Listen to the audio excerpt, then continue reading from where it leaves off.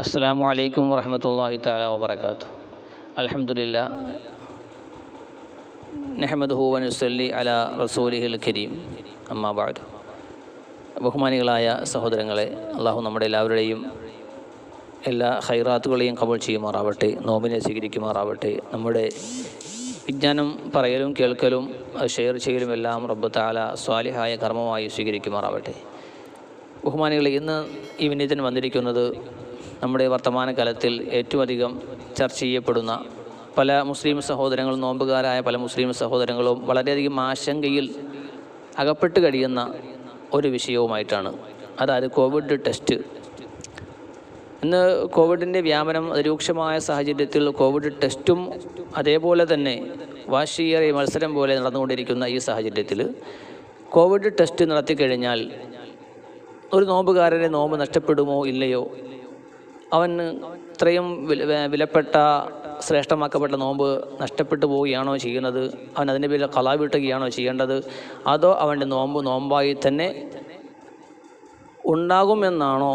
ഈ വിഷയത്തിൽ വളരെയധികം സംശയാലുക്കളായി നമ്മുടെ സമൂഹം മാറിയിട്ടുണ്ട് എന്നുള്ളത് കൊണ്ടാണ് സാന്ദർഭികമായി തന്നെ ഈ വിഷയം ഉയർത്താനുള്ള കാരണം. എൻ്റെ ബഹുമാനികളെ, നാം വലിയ ആമുഖമായിട്ടൊന്നും പറയുന്നില്ല.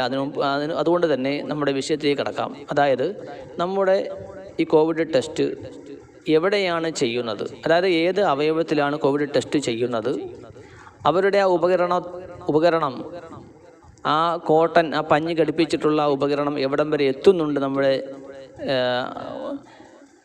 അവയവത്തിൽ എന്ന് പരിശോധിക്കുകയും എന്ന് ചർച്ച ചെയ്യുകയും ചെയ്ത ശേഷം പിന്നെ മതപരമായ മാനം, നോമ്പ് നഷ്ടപ്പെടുന്ന സംഗതികൾ, എപ്പോഴാണ് നോമ്പ് നഷ്ടപ്പെടുന്നത്, എത്ര ഉള്ളിലേക്ക് പ്രവേശിക്കുമ്പോഴാണ് നോമ്പ് നഷ്ടപ്പെട്ടു പോകുന്നത് എന്നതിനെ സംബന്ധിച്ചും കൂടെ ചർച്ച ചെയ്യുമ്പോഴാണ് ഇതിൻ്റെ ഫലത്തിലേക്ക് നമ്മൾ എത്തുക, ഇതിൻ്റെ റിസൾട്ട് നമുക്ക് കിട്ടുക.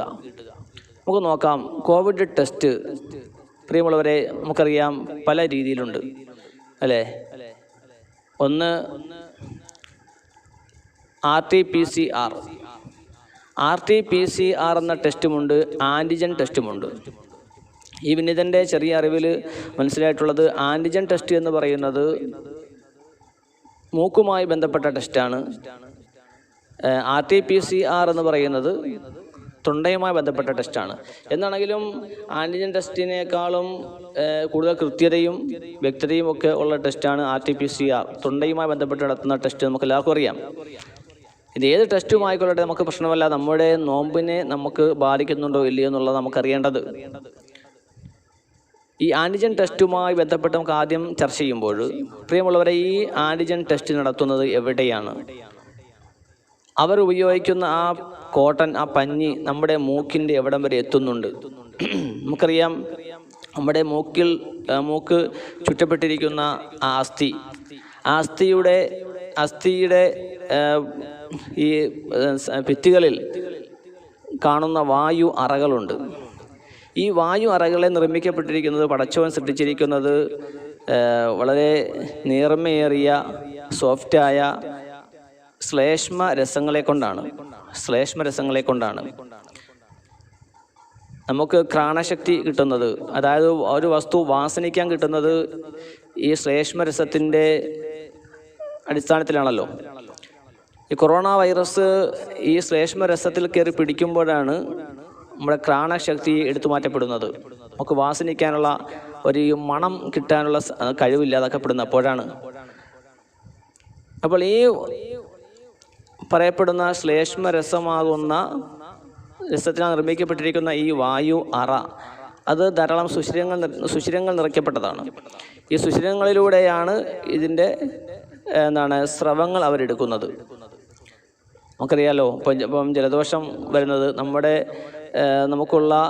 ശരീരത്തിലുള്ള ജലാംശങ്ങൾ നമ്മുടെ ഈ ശ്ലേഷ്മരസവുമായി ബന്ധപ്പെട്ട് വരികയും കൂടി ചേർന്നുകൊണ്ടാണ് അവ ആ സുഷിരങ്ങളിലൂടെ ഒഴുകിയാണ് എന്ത് ചെയ്യുന്നത്, ജലദോഷമായി മാറുന്നത്. ഈ വായു അറകൾ അടയ്ക്കപ്പെട്ട് വായു അറകളുടെ സുഷിരങ്ങൾ അടയ്ക്കപ്പെടുമ്പോഴാണ് അത് മൂക്കടപ്പായി മാറുന്നത്. അപ്പോൾ ഇതിൻ്റെ ഈ സുഷിരങ്ങളിലൂടെ വരുന്ന ഈ ശ്ലേഷ്മ രസങ്ങളെയാണ് ഇവർ സ്രവമായിട്ട് എടുത്തുകൊണ്ട് കോവിഡ് ടെസ്റ്റിന് വേണ്ടിയിട്ട് കൊണ്ടുപോകുന്നത് അല്ലേ.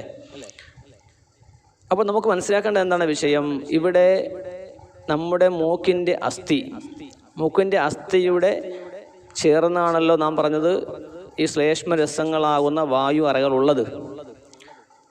അപ്പോൾ ഈ വായു അറകൾ, ഈ ശ്ലേഷ്മ രസങ്ങൾ എടുക്കുന്നത് എത്രത്തോളം അങ്ങേയറ്റത്ത് നിന്നാണ് എന്നതുമായി ബന്ധപ്പെട്ടിരിക്കും നമ്മുടെ നോമ്പിൻ്റെ കാര്യങ്ങളെക്കുറിച്ചുള്ള സാധുതയും അസാധുതയും പറയൽ. അപ്പോൾ എന്താണ് നിങ്ങൾക്ക് മനസ്സിലായി എങ്ങനെയാണ് ഈ കോവിഡ് ടെസ്റ്റിന് വേണ്ടിയുള്ള ആ പഞ്ഞി ഉപയോഗിക്കുന്നത്, എവിടം വരെയാണ് എന്ന് മനസ്സിലായില്ലേ? അതായത് നമ്മുടെ മൂക്കിൻ്റെ അസ്ഥിയുമായി ബന്ധപ്പെട്ട് ചേർന്നിരിക്കുന്ന വായു അറകൾ. അപ്പോൾ മൂക്കിൻ്റെ അസ്ഥി അപ്പോൾ എവിടം വരെ ഉണ്ടാവും? ഏകദേശം നമ്മുടെ കണ്ണിൻ്റെ ഭാഗം വരെ അല്ലേ. നമ്മുടെ ഏകദേശം കണ്ണിൻ്റെ ഭാഗം വരെയാണ് മൂക്കിൻ്റെ അസ്ഥി ഉണ്ടാവുക. അപ്പോൾ എന്തായാലും അങ്ങേ അറ്റത്ത് പോയിട്ട്, കണ്ണിൻ്റെ അസ്ഥിയുടെ അങ്ങേയറ്റം വരെ പോയിട്ട് കൊറോണ ടെസ്റ്റ് ചെയ്യുന്നതായിട്ട് ഒരു അറിവുമില്ല നമുക്ക് അല്ലേ. അത്രയും ഒരാളും പറഞ്ഞു കേട്ടിട്ടുമില്ല. എന്താണല്ലോ അങ്ങേയറ്റം പോവാതെ ഏകദേശം ഒരു മധ്യഭാഗത്തായിരിക്കാം ഈ ടെസ്റ്റ് നടത്തുക. കാരണം അങ്ങേയറ്റം പോകേണ്ട ആവശ്യമില്ല, അതല്ലാതെ തന്നെ ശ്ലേഷ്മരസം കിട്ടുമല്ലോ. അപ്പോൾ ഇനി അങ്ങേയറ്റം പോയെന്ന് വെച്ചാൽ പോലും, അസ്ഥിയുടെ അങ്ങേയറ്റം പോയെന്ന് വെച്ചാൽ പോലും എൻ്റെ പ്രിയപ്പെട്ടവരെ, ഷാഫിഈ മദ്ഹബ് അനുസരിച്ച് നോമ്പ് നഷ്ടപ്പെടുമോ ഇല്ലയോ? ഹനഫി മദ്ഹബിൽ പിന്നെ നോമ്പ് നഷ്ടപ്പെടുകയില്ല. ഷാഫി മദ്ഹബ് അനുസരിച്ച്, കുറച്ചും കൂടെ ഈ വിഷയത്തിൽ കർശനം പാലിച്ചിട്ടുള്ള ഷാഫി മദ്ഹബ് അനുസരിച്ച് നോമ്പ് നഷ്ടപ്പെടുമോ ഇല്ലയോ നമുക്ക് നോക്കാം. ഇനി നമുക്ക് ടെസ്റ്റിൻ്റെ ആ പരിധി പറഞ്ഞു, എവിടം വരെ ഉണ്ടെന്ന് പറഞ്ഞു. ഇനി നമുക്ക് നോക്കേണ്ടത് നോമ്പിനെ ബാധിക്കുന്ന, അതായത് പുറത്തു നിന്നും ഉള്ളിലേക്കൊരു വസ്തു പോയി കഴിഞ്ഞാൽ, അത് ആഹാര വസ്തുവാണെങ്കിൽ ശരി, അല്ലാത്ത വസ്തുവാണെങ്കിലും ശരി, പോയി കഴിഞ്ഞാൽ നോമ്പ് മുറിയുമെന്നാണല്ലോ പറയപ്പെടുന്നത്. അപ്പോൾ ഉള്ളിലേക്ക് എന്ന് പറയുമ്പോൾ ഏതാണ് ഉള്ളിലേക്ക് പോയാൽ എന്ന് പറയുമ്പോൾ ഏത് ഉള്ളും ആവൂലല്ലോ. അതിന് ഉള്ള് എന്ന് പറയണമെങ്കിലും അതിന് പ്രത്യേകമായ ഇസ്ലാമിക മാനമുണ്ടാകും. മഹാന്മാരായ പണ്ഡിതന്മാർ ഉള്ള് എന്ന് പറഞ്ഞത് എവിടെയാണോ പണ്ഡിതന്മാർ ഉള്ളിലേക്ക് പ്രവേശിച്ചാൽ എന്ന് പറഞ്ഞ ഉള്ള്, അവിടേക്കാണ് ഈ ടെസ്റ്റിൻ്റെ ഈ ഉപകരണം എത്തുന്നത് എങ്കിൽ നോമ്പ് മുറിഞ്ഞു ഷാഫിഈ മദ്ഹബ് അനുസരിച്ച്. എൻ്റെ പ്രിയമുള്ളവർ, നാം മനസ്സിലാക്കേണ്ടത് ഷിർവാനി പോലുള്ള ഗ്രന്ഥങ്ങൾ വളരെ വ്യക്തമായി തന്നെ തുഹഫയുടെ ഷറഹാകുന്ന ഷിർവാനിയിലൊക്കെ പറയുന്നുണ്ട്, ഈ മൂക്കിൻ്റെ അസ്ഥി എന്ന് പറയുന്നത് എന്താണ്, ഹൈഷൂമിൽപ്പെട്ട സംഗതിയാണ്. ഹൈഷൂം എന്ന് പറഞ്ഞാൽ തരിമൂക്കിൻ്റെയും അപ്പുറം ആണ് ഉള്ള് എന്ന് പറയുന്നത്. മൂക്കിൻ്റെ തരിമൂക്കിനെ ഉള്ളെന്ന് പറയില്ല, മറിച്ച് തരിമൂക്കിൻ്റെയും അപ്പുറം, ഈ തരിമൂക്ക് വരെയാണ് അസ്ഥി ഉള്ളത്. അസ്ഥിയും തരിമൂക്കിൻ്റെ അസ്ഥി കഴിയുമ്പോൾ തരിമൂക്കാവുന്നു. ആ തരിമൂക്കിൻ്റെയും അപ്പുറമാണ് ഉള്ള എന്ന് പറയുന്നത്. അപ്പോൾ എന്താണെങ്കിലും തരിമൂക്ക് വരെയുള്ളത് ഉള്ളല്ല, അത് ബാഹ്യമായ അവയവത്തിൻ്റെ സ്ഥാനത്താണ് എന്ന് പണ്ഡിതന്മാർ വിശദീകരിച്ചു കഴിഞ്ഞു. അപ്പോൾ അതിൻ്റെയും അപ്പുറത്തേക്ക് എന്താണെങ്കിലും, അസ്ഥിയും വിട്ട് എന്താണെങ്കിലും ഈ ടെസ്റ്റ് പോകുന്നുമില്ല. എന്നാൽ അസ്ഥിയുടെ അപ്പുറത്താണ്, തരിമൂക്കിൻ്റെയും അപ്പുറത്താണ് ഉള്ള എന്ന് പറയുന്ന ഭാഗം ഉള്ളതും. അപ്പോൾ പുറത്തു നിന്നും ഉള്ളിലേക്ക് പോയാൽ, ഒരു വസ്തു പോയി കഴിഞ്ഞാൽ നോമ്പ് നഷ്ടപ്പെട്ടു പോകുമെന്ന് പണ്ഡിതന്മാർ പറഞ്ഞിട്ടുണ്ടെങ്കിൽ, ഒരു കാരണവശാലും പ്രിയപ്പെട്ടവരെ ഈ കാണുന്ന ഈ ടെസ്റ്റ് തരിമൂക്കിൻ്റെയും പരിധി വിട്ടു പോകുന്നില്ല. അതുകൊണ്ട് തന്നെ യഥാർത്ഥത്തിൽ ഈ ആൻറ്റിജൻ ടെസ്റ്റ് ഒരു കാരണവശാലും നോമ്പിനെ മുറിച്ച് കളയുന്നില്ല എന്നാണ് ഈ വിനിതന് മനസ്സിലായിട്ടുള്ളത്. അടുത്തതായി നമുക്ക് അടുത്ത ടെസ്റ്റിലേക്ക് കടക്കാം. കൊറോണ ടെസ്റ്റിൻ്റെ രണ്ടാം ഭാഗമാകുന്ന RT-PCR, അതായത് തൊണ്ടയിൽ നിന്നും സ്രവം എടുക്കുന്ന രീതി.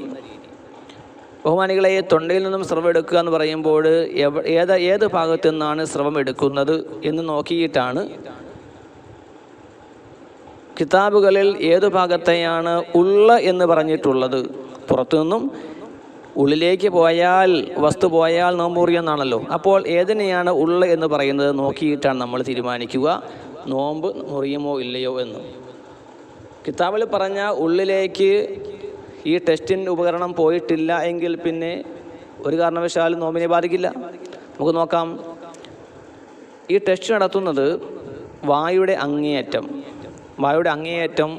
ആണ് അല്ലേ? നമ്മൾ ആ ചെറുനാക്കിൻ്റെ ഉൾനാക്കിൻ്റെ നമ്മൾ അണ്ണാക്കെന്നൊക്കെ പറയും, ആ ഭാഗത്താണ് ഇവർ ടെസ്റ്റ് ചെയ്യാൻ വേണ്ടി ഈ സാധനം ഉപയോഗിക്കുന്നത്.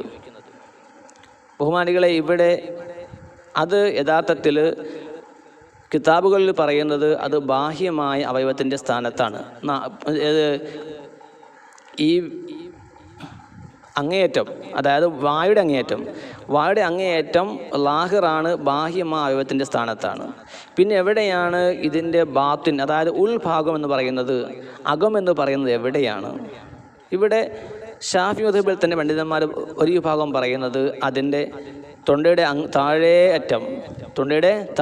അറ്റം, അതായത് അറബി അക്ഷരമാലയിലെ ഹംസയും ഹായും ഉച്ചരിക്കുന്ന ഏറ്റവും താഴെ ഭാഗത്ത് കാണുന്ന അതാണ് ബാത്തിൻ, ഉള്ള എന്ന് പറയുന്നത്.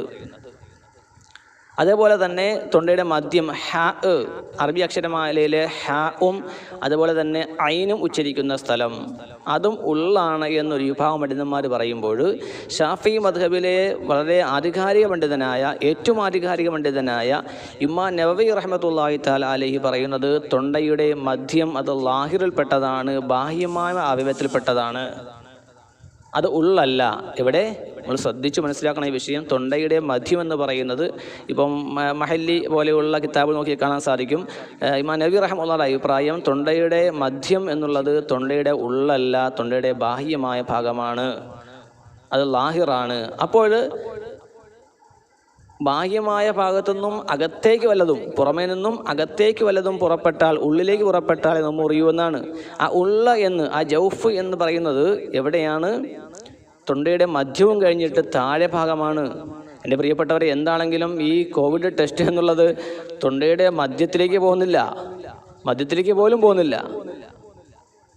അത് തൊണ്ടയുടെ ആദ്യ ഭാഗത്തിലേക്കാണ് പോകുന്നത്. അതായത് വായുടെ അങ്ങേയറ്റമാകുന്ന തൊണ്ടയുടെ ആദ്യ ഭാഗമാകുന്ന സ്ഥലത്തേക്കാണ് ഈ ടെസ്റ്റ്, ഈ പഞ്ഞി പോകുന്നത്. അപ്പോൾ ഇത് വെച്ച് നോക്കുമ്പോഴും എൻ്റെ ബഹുമാനികളെ, സ്നേഹിതരെ, പ്രിയപ്പെട്ടവരെ, യഥാർത്ഥത്തിൽ ഒരു മനുഷ്യൻ്റെ നോമ്പ് നഷ്ടപ്പെട്ടു പോകുന്നില്ല. അതുകൊണ്ട് ഈ രണ്ട് കാര്യം, ആൻറ്റിജൻ ടെസ്റ്റ് ആണെങ്കിലും ശരി, RT-PCR ടെസ്റ്റ് ആണെങ്കിലും ശരി, ഈ രണ്ട് ടെസ്റ്റുകളിലൂടെയും നമ്മുടെ നോമ്പ് നഷ്ടപ്പെടാനുള്ള യാതൊരു വഴിയും വരുന്നില്ല. പിന്നെ എന്തിനാണ് മുസ്ലിം സമുദായം നോമ്പ് തുറന്ന ശേഷം മഗ്‌രിബ് കഴിഞ്ഞിട്ട് ടെസ്റ്റ് ചെയ്യാൻ വേണ്ടി പോകാം എന്ന് പറഞ്ഞുകൊണ്ട് ആശുപത്രി വരാന്തകളിൽ കയറി ഇറങ്ങുന്നൊരവസ്ഥയിലേക്ക് കാര്യങ്ങൾ എത്തുന്നു. വളരെ ശ്രേഷ്ഠമാക്കപ്പെട്ട തറാവീഹ് നമസ്കാരങ്ങൾ പോലും നഷ്ടപ്പെടുത്തിക്കൊണ്ട് അറിവില്ലായ്മയുടെ പേരിൽ, അബദ്ധധാരണയുടെ പേരിൽ മുസ്ലിം സമുദായത്തിൽ പലരും ഇപ്രകാരം ചെയ്തു കളയുന്നു. അപ്പോൾ ഇതുപോലെയുള്ള കാര്യങ്ങൾ മനസ്സിലാക്കാത്തത് കൊണ്ടായിരിക്കാം അങ്ങനെ ചെയ്തു പോകുന്നത്. അതുകൊണ്ട് പ്രിയപ്പെട്ടവരെ, ഒരു കാരണവശാലും ശരി മറ്റുള്ളവർക്ക് ഭാരമാവുന്ന അവസ്ഥ നമ്മുടെ ഭാഗത്തുണ്ടാവാൻ പാടില്ല. അങ്ങനെ നോമ്പ് പിടിച്ചുകൊണ്ട് ടെസ്റ്റ് ചെയ്ത് കഴിഞ്ഞാൽ നോമ്പ് നഷ്ടപ്പെട്ടു പോകും എന്നുള്ള നിലയിൽ പകൽ സമയങ്ങളിൽ നോമ്പ് പിടിച്ചുകൊണ്ട് ടെസ്റ്റ് ചെയ്യാൻ പോകാതിരുന്നാൽ ഉണ്ടാകുന്ന ഭവിഷ്യത്ത് നമുക്ക് തന്നെയാണ്. കാരണം നോമ്പ് നഷ്ടപ്പെട്ടു പോകില്ല താനും, എന്നാൽ നോമ്പ് പോകുമെന്ന് പറഞ്ഞുകൊണ്ട് പോകാൻ തയ്യാറുമല്ല. ഇനി നോമ്പ് നഷ്ടപ്പെട്ടു പോകുന്ന വിശ്വാസമാണ് എങ്കിൽ കോവിഡ് രോഗം ബാധിച്ചിരിക്കുകയാണെങ്കിൽ നമ്മളെ സംബന്ധിച്ചിടത്തോളം ആരോഗ്യ പ്രവർത്തകർ നിർബന്ധമായിട്ടും ടെസ്റ്റ് ചെയ്യിപ്പിക്കും. നോമ്പ് കഴിയട്ടെ, നോമ്പ് അവസാനിക്കട്ടെ എന്ന് പറയാൻ സമ്മതിക്കില്ല.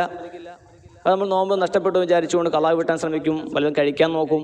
കണ്ടോ? അപ്പം ഇതുപോലെയുള്ള ധാരാളം അബദ്ധങ്ങൾ ചെയ്യാൻ കാരണമായതുകൊണ്ട് നമ്മൾ കാര്യങ്ങൾ മനസ്സിലാക്കേണ്ട വിധം മനസ്സിലാക്കുക. അല്ലാഹു സുബ്ഹാനഹു വ തആല നമ്മളെല്ലാവരെയും കാര്യങ്ങൾ മനസ്സിലാക്കി നമ്മൾ ചെയ്യുന്നതിൽ പെടുത്തുമാറാവട്ടെ. കാര്യങ്ങൾ മനസ്സിലായി ബോധ്യപ്പെട്ട് പ്രവർത്തിക്കുന്ന ആൾക്കാരിൽ പടച്ചവൻ നമ്മളെല്ലാവരെയും പെടുത്തുമാറാവട്ടെ. അസ്സലാമു അലൈക്കും വറഹ്മത്തുള്ളാഹി തആല വബറകാതുഹു.